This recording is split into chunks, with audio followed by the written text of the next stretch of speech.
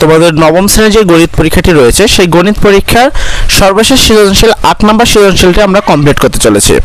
এছাড়াও বাকি ক বিভাগ, খ বিভাগ, এক কথায় প্রশ্ন, সংক্ষিপ্ত প্রশ্ন সকল প্রশ্নের সঠিক উত্তর অলরেডি আমরা আমাদের চ্যানেলে করে ফেলেছি।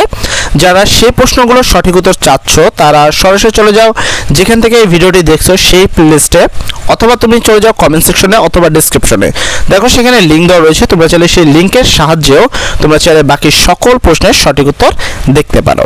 তো আমরা আজকে যেটা করব সেটা হলো খ বিভাগের অর্থাৎ সৃজনশীল প্রশ্নের সর্বশেষ প্রশ্ন 8 নম্বর সৃজনশীলটা করতে চলেছে, ঠিক আছে। এই প্রশ্নের সঠিক উত্তরটি করব আমরা আজকের এই ক্লাসে। তো 8 নম্বর প্রশ্ন ছিল 4x² - 3x - 1 = 0। ক নম্বর প্রশ্ন সমীকরণটি সমাধান করো। খ নম্বর প্রশ্ন সমীকরণটি লিখচিত্রের সাহায্যে সমাধান করো এবং ফলাফলের সত্যতা নিশ্চয়তা করো। তো আজকের এই প্রশ্নের উত্তরটি চলো দেখে নেওয়া যাক।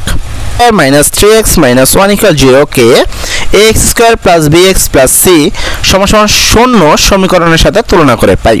সেক্ষেত্রে a এর জায়গায় আছে 4 তাই a = 4, b এর জায়গায় আছে -3 তাই b = -3 এবং c এর জায়গায় আছে -1 তাই c = -1।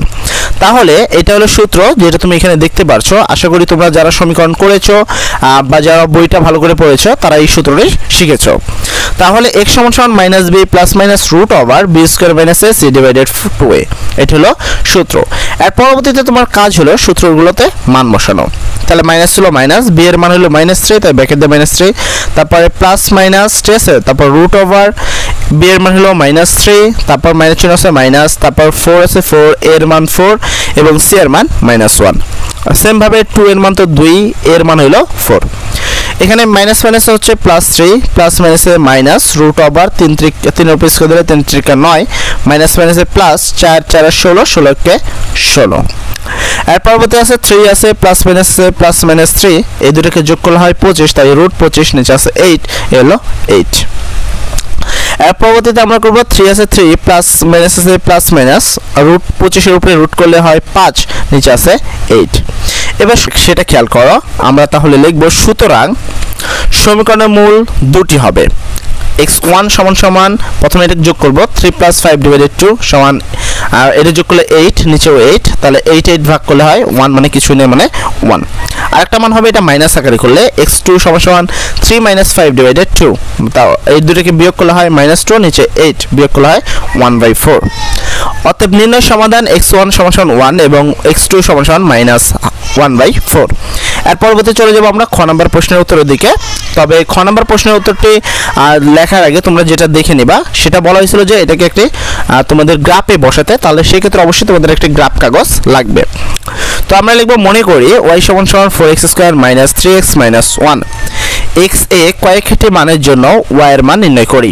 তো সেক্ষেত্রে আমরা কয়েকটি মান নেব। তোমরা চাইলে এই যে এই মানটাকে স্কিপ করতে পারো, এটাকে আমরা রিকমেন্ড করি না, তোমরা চাইলে এটাকে স্কিপ করেও কাজ করতে পারো।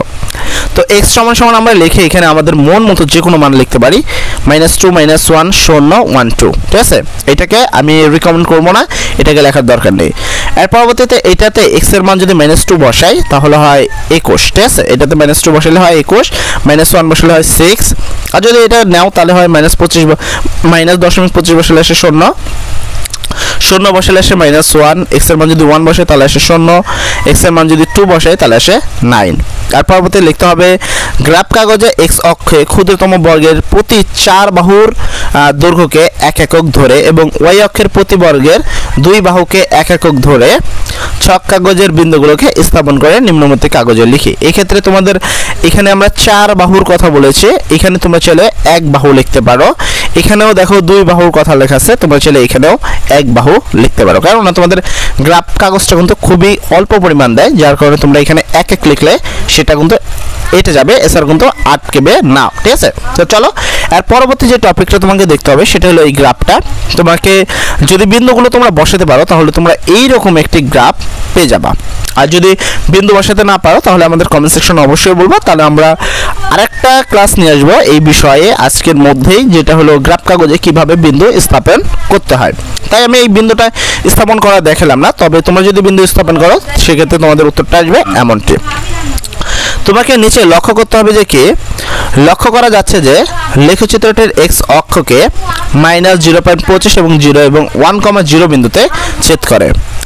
এই বিন্দু দুটি এক্স এর মানকেই প্রদত্ত সমীকরণের সমাধান, অর্থাৎ নির্ণয় সমাধান x = 1 এবং x2 = -0.25। এই হলো তোমাদের গ নাম্বার প্রশ্নের সঠিক উত্তর এবং সর্বশেষ প্রশ্নের সঠিক উত্তর। এছাড়াও বাকি সকল প্রশ্নের সঠিক উত্তর অলরেডি আমরা আমাদের এই প্লেলিস্টে আপলোড করে দিয়েছি। যারা বাকি প্রশ্নের উত্তরগুলো পাওনি তারা চলে যাও সোজা এই ভিডিওর প্লেলিস্টে যা দেখো যে সকল প্রশ্নের সঠিক উত্তর কিন্তু দেওয়া রয়েছে। এছাড়াও ডেসক্রিপশন লিংকে রয়েছে, সেখানেও তোমাদের বাকি সকল ক্লাসের প্রশ্নের উত্তর দেওয়া আছে। এছাড়াও কমেন্ট সেকশনও দিয়ে রেখেছে, তোমরা চাইলে সেখান থেকেও বাকি উত্তরগুলো দেখতে পারো। ও আরও একটা ভালো কথা, আগামী বছর থেকে আমরা আমাদের এই ক্লাস চ্যানেলে সায়েন্স, আর্টস এবং কমার্সের তিনটির জন্য আলাদা আলাদা প্লেলিস্টে আলাদাভাবে ক্লাস আপলোড করব সবার আগে। যারা সেই ক্লাসগুলো চাও এবং অবশ্যই ব্ল্যাকবোর্ডে করার চেষ্টা করব, অবশ্যই সম্পূর্ণ ফ্রিতে। তো যারা ফ্রিতে ক্লাসগুলো করতে চাও সেক্ষেত্রে অবশ্যই এই চ্যানেলটিকে সাবস্ক্রাইব করে রাখবা, ঠিক আছে? আর এখন পর্যন্ত যদি ভিডিওটি লাইক না করে থাকো তাহলে তাড়াতাড়ি ভিডিওটি লাইক করে ফেলো। সর্বোপরি কথা, আগামীকালের পরীক্ষা সবার ভালো হোক, সবাই ভালো থাকো। আসসালামু আলাইকুম।